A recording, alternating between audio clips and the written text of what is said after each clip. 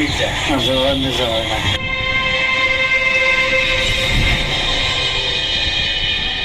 উনি মির্জাফরের বংশধর না? হ্যাঁ হ্যাঁ। পরিচয় দিলেন না কেন? পলাশির যুদ্ধের 250 বছর পরে এসেও বিশ্বাসঘাতকতার অভিশাপ থেকে মুক্তি মেলেনি মির্জাফরের বংশধরদের। পূর্বপুরুষের বিশ্বাসঘাতকতার গ্লানি এখনো বংশ পরম্পরায় বয়ে চলেছেন তারা।